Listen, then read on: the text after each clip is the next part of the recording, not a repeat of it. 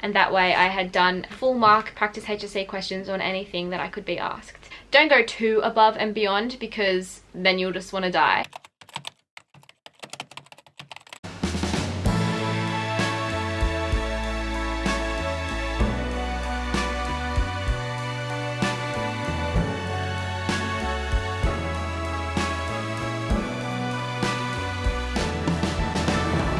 Hey guys, so I'm finally filming a video dedicated to summaries and how I make summaries. So this is something I get asked a lot and something that's been very requested. So in some of my past HSC or study related videos, I explain how throughout the year I kept on top of making summaries. So when I say summaries, I basically mean after each class I would write notes and summarize what we learnt in that lesson or the dot points that we learnt, all in a clear, concise, nice little document that had everything I needed to know. So when it came around to exams, all I needed to get out was my summaries and I used that to study off. So I did this for the HSC, but this isn't just for HSC. You can do this for any type of education where you need to study or learn something. Summaries are such a good way to stay on top of things and be prepared for exams and know all the things that you need to know. Honestly, the reason I haven't filmed this yet was because I didn't really know how to at first, like, because you just, you know, type up notes from what you did that day. Like, I thought it was pretty self-explanatory. I was thinking of how I could make this video. I thought of quite a few things that I was like, yeah, maybe it's not that self-explanatory, because when I think about it,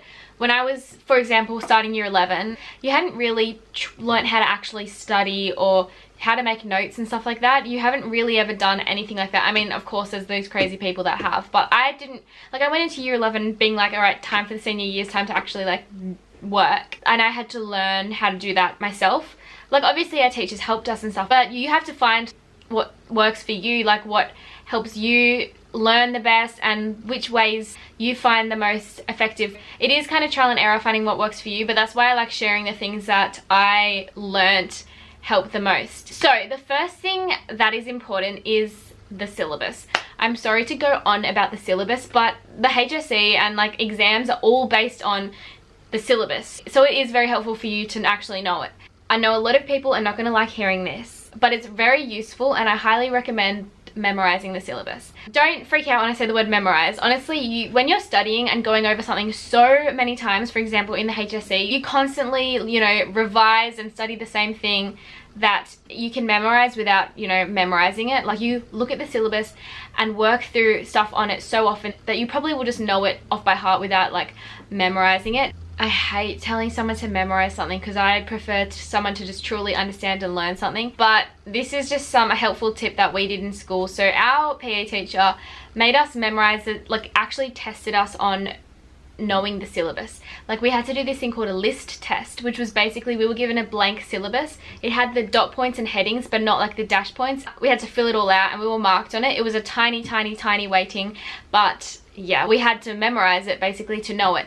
But the reason this is so helpful is because when you get into exams and the question is, you know, based on a dot point, which most questions are, for example, okay, I'm literally just going to pull out my old summaries and work to show an example, and all my old past papers. I literally did so many past papers.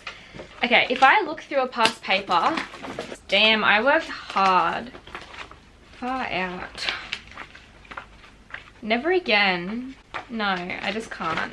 Okay, so every question in the HSC exams and pretty much most exams that you do are based on, you know, a syllabus or a marking criteria. Okay, I'm going to relate this to the HSC. So all of the questions are going to come from the syllabus. So for example, if I just get out a random question from the PDHPE 2015 paper. Question 28. Why is it important for an athlete to develop the elements of performance? An 8 marker. So if you open a test and you see this question and you've memorized the syllabus, you know straight away where it exactly is from in the syllabus. In this case, it's from critical question 4, how does the acquisition of skill affect performance? And it's from the 3rd dot point, which is the learning environment, and it is the performance elements, and then in brackets it has what the performance elements are. So decision making, strategic and tactical development. If you don't really know the syllabus that well, you might look at this and be like, wait, what are the performance elements? This is a really hard question for an 8 marker. Like, it's just a dash point, which is very hard. But when I saw this question, because I had memorized the syllabus, I'm like, all right, you know, elements of performance, that's decision making, strategic and tactical development. So that's what I'm going to be writing about. So literally every question. Okay, so I'm just picking another random question, and this is actually out of a trial HSC paper that I did. So you can find heaps of different past trial HSC papers by just literally typing online past HSC trial papers for whatever subject, or going to your school and asking to get their past trial papers to use to study and to use as practice exams.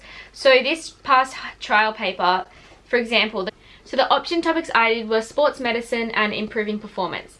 So the question for sports medicine here, to what extent does rehabilitation procedures manage injury recovery? If you saw that 12 marker, you might be like, oh my gosh, what are the rehabilitation procedures again? But if you've memorized the syllabus, you will know exactly where that's from. I knew that this question was from this critical question, how is injury rehabilitation managed? And this is the dot point, rehabilitation procedures. And our teacher actually taught us to do acronyms. So our acronym for this dot point was METH. So that way we would remember each dash point. So M was for progressive mobilization, E was for graduated exercise, T was for training, and H was for heat and cold. And that way I remembered each of the dash points. So then when I got to this question, I knew what I needed to write to answer this question and get full marks. So I knew I had to do a paragraph for each dash point. So one for progressive mobilization, one for graduated exercise. And because it's a 12 marker, I would start with tiny introduction. And for each paragraph, I would follow the idea scaffold. So I had to identify, describe, provide examples, and then analyze it. So it is very important to know the syllabus, to know what is required of you for particular questions, and to be fully prepared for your exam. One of the ways I calmed myself down whenever I got stressed was I was like, I've literally prepared, I've done everything I know the syllabus, I know all the content. I don't just like know the syllabus, but I know all my content that is in the syllabus. Like I've done all the preparation that I can, so I've done all I can do. I'm okay, like I'm gonna be fine. They can't ask me something that I haven't studied because I've studied everything that I can be asked. So I did find that really helpful. The reason I'm reiterating knowing the syllabus so much is because I use the syllabus to create my summaries. Our teacher would follow the syllabus. We started with the topic factors affecting performance. Our first lesson of year 12 was about energy systems, which is the first dot point in factors affecting performance. So then that night when I went home, I typed up my summary for what we learnt. And then those summaries are what I used when I wrote my study notes out. So I'll show you what I did when writing those summaries. So I start by making sure my camera's rolling so I can actually record this for you. Just kidding. So I'd first of all start by opening Pages. I used Pages because that's pretty much what my computer had. And then I'd make sure I had the syllabus at hand so I could follow it along and create my summaries in the same format as the syllabus, just so I made sure I was getting all the content that I needed to have knowledge of. I also like to lay it out with the same headings and dot points and dash points as the syllabus. So this way when I was answering questions, I could refer back to my notes and they were in an order that was very easy to read and organized. And this ensured that I didn't leave anything out and I covered everything I had to. So here is an example of my sports medicine summaries for PE. And as you can see, I like to color coordinate it. So I highlight all the dot points the same color, all the dash points the same color, all the headings the same color. This might sound a bit silly, but I just find it really helpful to have my notes more organized. And when they do look visually pleasing and it makes sense to you, it is easier to study from, and yeah, it just looks better. And this might sound very random, but I feel like if you make your environment organized, or in this case your study notes, then it makes your headspace more organized. Okay, so once I've got my headings, that's when I start doing all my study notes and all the information. So I like to make sure I have a really good understanding of everything. So I include lots of definitions and descriptions, and then I make sure I also include examples as well. So it's important to note that I included all the things that I learned at school, all the information we were taught, but because I did have the syllabus next to me, that way I was able to know what I had to include. So I made sure I didn't miss anything out, and I could also format it in a way that was, had it in order. And when you're making your summaries at the end of the day or after each lesson, this is when it's really important to make sure you really understand everything. If you don't really get a concept or you're not sure about something, you have to make sure you go to your teacher and just understand it. That's the whole point of the HSC. It's not, memorizing words, it's learning. And if you do understand something, then you're going to remember it and be better at writing about it and understanding it during your exams. So it's really important to not just write what you've learnt, but make sure you look into it more. You know, you can look things up in textbooks, use different resources, and just make sure you're happy with your knowledge of it and you're like, yep, sweet, I've got this. I also like to include diagrams, and I would leave a space when I typed up my summaries to draw them out sometimes, just to help me really understand things and put it into a visual way. So as you can see, what I was trying to explain before, the syllabus lists here what specific content for each dot point or topic you need to know and include. So obviously you will need a greater understanding than just what's listed there, but by having the syllabus next to me, I could make sure that I included all of this information. So the source of fuel, efficiency of ATP production, and all of that information in this case for this specific topic and example. And that's the type of thing that I would make sure to include in my notes. I'd also make sure to include, you know, definitions, descriptions, and examples, and just what we'd learned in class that day. But by following the syllabus, you made sure you had exactly what you needed as well, so you were prepared for your HSC. Honestly, this is another reason why it's so important to pick subjects that you enjoy and you find interesting and mean something to you, because you're going to be studying them a lot and it makes you better at that subject. Like, you'll be able to use better examples and connect with it more. Like, honestly, sometimes I would literally use my training session from the night before as an example. Like, dead set in my PE half yearly, I used my previous night's training session as the example.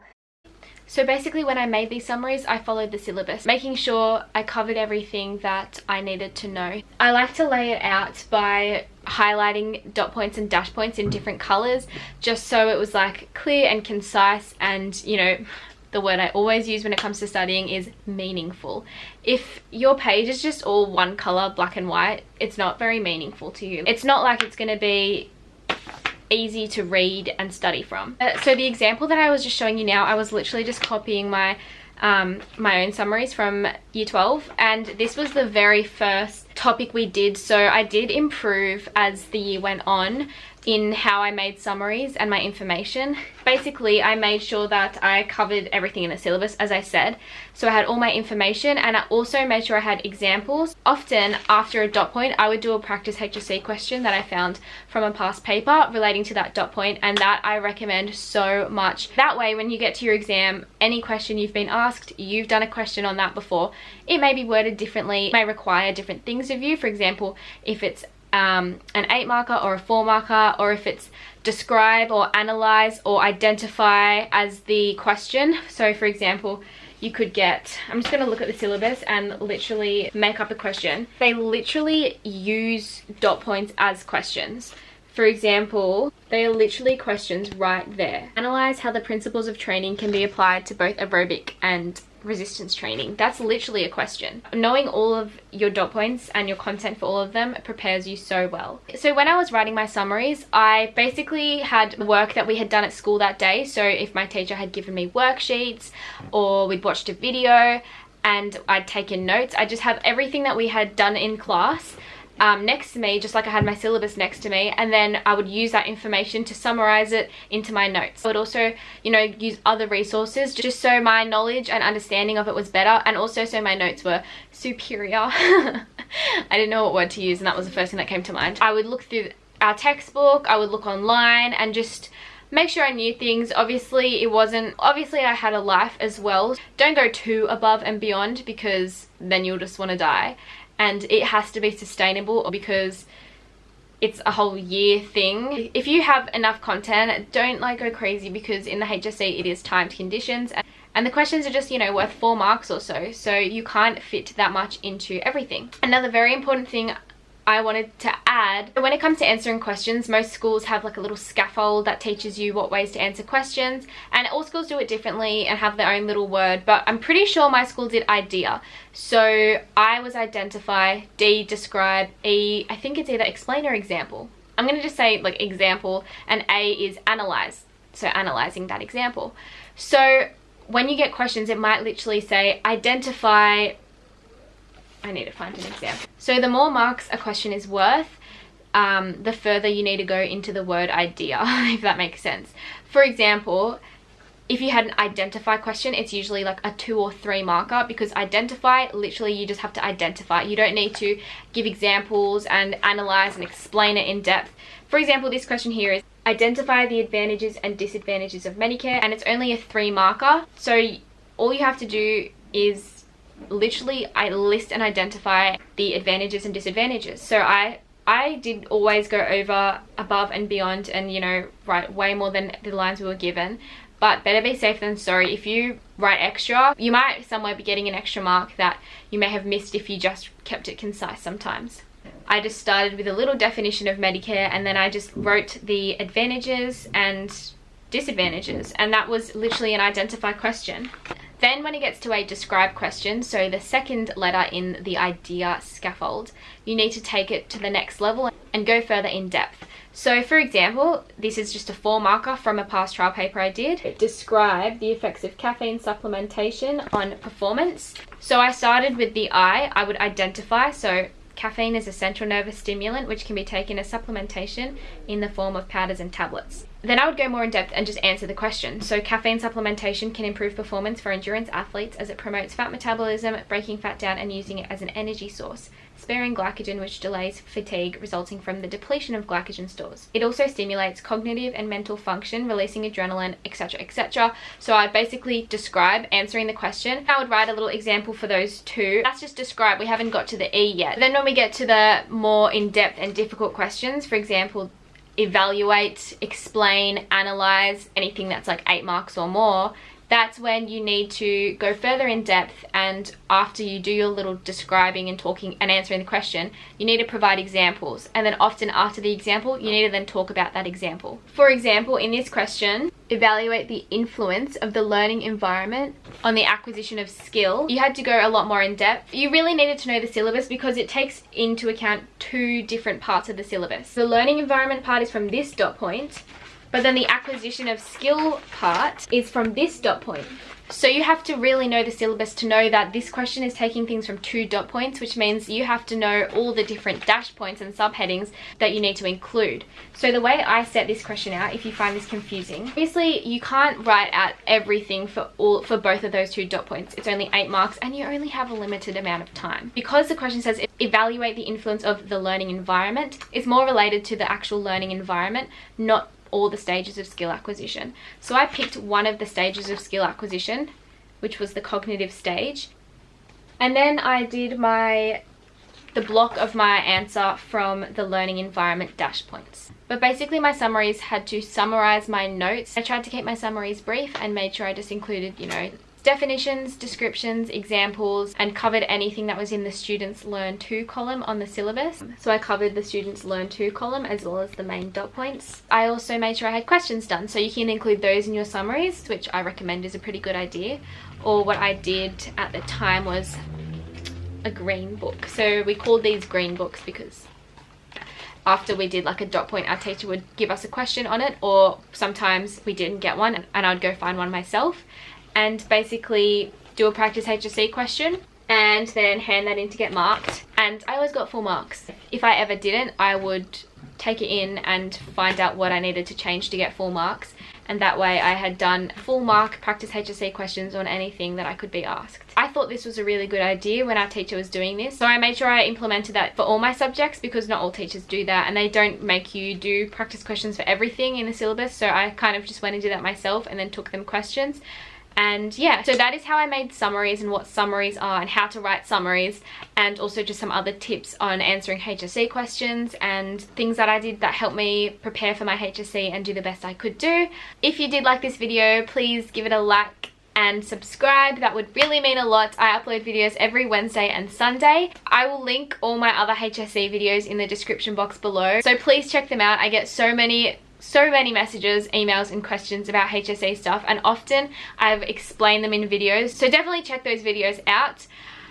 Otherwise, thank you so much for watching, and thank you for asking and sending me requests to do, because I really like to share my experience and advice and help other people. Some people have messaged me saying I implemented the things you've done and I got a 95 or some amazing ATAR score. Actually, someone messaged me and they got a higher mark than me. They got like a 99.7 or something, and I was just like, oops. No, but that's seriously amazing. So definitely keep it up and be really proud of yourself. And also, one last thing I want to add is I get a lot of people sending me their assessments and stuff on like emailing me, and I just can't, you know, do like free online tutoring or like go through everything and like mark people's assessments or tell them how to do things. So I'm really sorry that I can't get to all of that. I'm trying to give the best tips and advice I can through my videos, but thank you guys so much for watching, and I will see you in the next one. Ding!